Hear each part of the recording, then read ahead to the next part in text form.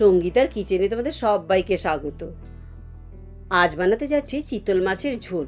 এই শীতের দিনে গরম গরম এই চিতল মাছের ঝোল ধনেপাতা দিয়ে খেতে কিন্তু খুবই ভালো লাগে। খুবই কম উপকরণে ঘরে থাকা উপকরণ দিয়ে কিন্তু মাছের ঝোল বানাতে পারবে তোমরা।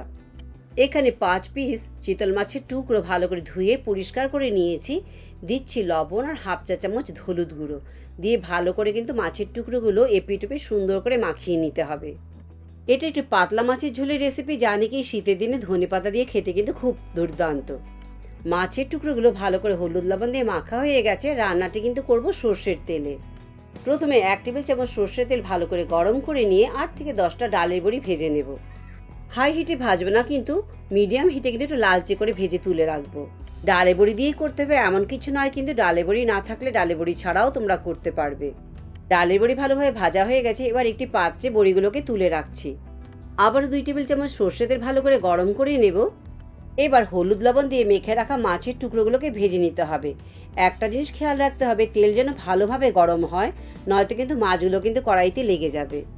গ্যাসের আজ মিডিয়াম রেখে মাছের টুকরোগুলো ভাজবো। এক পিঠ ভাজা হয়ে গেলে উল্টে দিয়ে অপর পিঠটিও কিন্তু একটু লালচে করে ভেজে নিচ্ছি।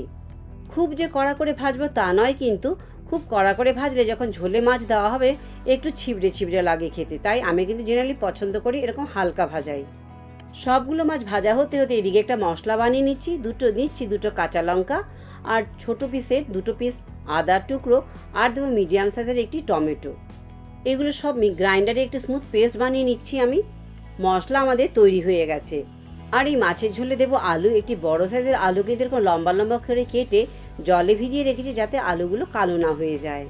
আরও 2 টেবিল চামচ সর্ষের তেল গরম করে নিয়ে ফোড়নে দিচ্ছি 2টো তেজপাতা আর হাফ চা চামচ গোটা জিরে।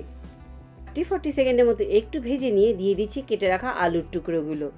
গ্যাসের আজ মিডিয়াম রেখে কিন্তু আলুর টুকরোগুলো একটু ভেজে নিচ্ছি শুরুতে। তোমরা যদি আমার ভিডিওটি ফেসবুক পেজ থেকে দেখে থাকো তবে পেজটি লাইক করে চ্যানেলটি সাবস্ক্রাইব করে দেবার অনুরোধ রইল। এবারেতে দিয়ে দিচ্ছি স্বাদ অনুযায়ী লবণ, হাফ চা চামচ হলুদ গুঁড়ো।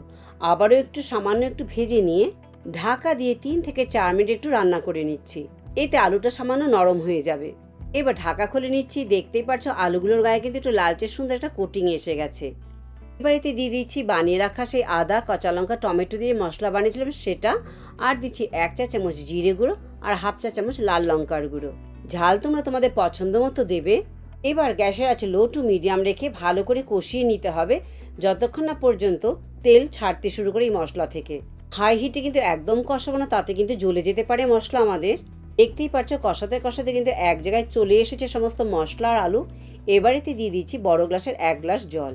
এই ধনেপাতা দিয়ে চিতল মাছের ঝোল খুব যে পাতলা রান্না করি তাও নয়, আবার একদম গামাখাও নয়, কিন্তু মাঝামাঝি, সেটাই কিন্তু খেতে ভালো লাগে। তবে ঝোল তোমরা তোমাদের পছন্দ মতো দেখে নিও কতটা দিতে চাও। ঝোল ভালোভাবে ফুটে ওঠা পর্যন্ত অপেক্ষা করতে হবে। দেখে নিচ্ছি আলুটা সেদ্ধ হয়েছে কিনা। আলু অলমোস্ট সেদ্ধ হয়ে এসেছে। এবার ভেজে রাখা মাছগুলো দিয়ে কিন্তু ঢাকা দিয়ে রান্না করব। গ্যাসের আজ মিডিয়াম রেখে কিন্তু রান্না করতে হবে ঢাকা দিয়ে। এতে করে মাছের ভেতরে ঝোলের টেস্ট কিন্তু ভালোভাবে ঢুকে যাবে। তোমাদের যদি মনে হয় আরও একটু পাতলা মাছের ঝোল করবে তবে কিন্তু এই মোমেন্টে কিন্তু একটু গরম জল এতে অ্যাড করতে পারো। 3-4 মিনিট পর ঢাকা খুলে এবার মাছেও কিন্তু ভালোভাবে ঝোল ঢুকে গেছে। দিয়ে দিচ্ছি ভেজে রাখা ডালের বড়ি আর দিয়ে দিচ্ছি কয়েকটি গোটা কাঁচা লঙ্কা। বড়ি আর কাঁচা লঙ্কা দিয়ে ঢাকা দিয়ে গ্যাসের আঁচ মিডিয়াম রেখে আরও কিন্তু 3 থেকে 4 মিনিট রান্না করে নেব। এতে করে ডালের বড়িগুলো নরম হয়ে যাবে আর ঝোলও কিন্তু খুব ভালোভাবে অ্যাবজর্ব করে যাবে এতে। এবার 2 টেবিল চামচের মতো কুচিয়ে রাখা ধনেপাতা দিয়ে ভালো করে মিশিয়ে গ্যাসের আঁচ বন্ধ করে কিন্তু ঢাকা দিয়ে রেখে দিচ্ছি। এতে করে ধনেপাতার ফ্লেভারটা কিন্তু খুব ভালোভাবে ব্লেন্ড হয়ে যাবে। অনেক সময় কিন্তু ধনেপাতার জায়গায় আমরা ঘি গরম মশলা দিয়েও চিতল মাছ বানিয়ে থাকি, তবে আজকের রেসিপিটা আমি ধনেপাতা দিয়ে তোমাদের সাথে শেয়ার করলাম। গরম গরম ভাতের সাথে এই ধনেপাতা দিয়ে চিতল মাছের ঝোল বানিয়ে জাস্ট খেয়ে দেখো। তাই ভিডিওটি আজ আমি এখানেই শেষ করছি। লাইক, শেয়ার, সাবস্ক্রাইব করতে একদম ভুলো না। পরে আবার অন্য কোনো ভিডিও নিয়ে তোমাদের কাছে চলে আসবো। সবাই ভালো থেকো, চলো বাই বাই।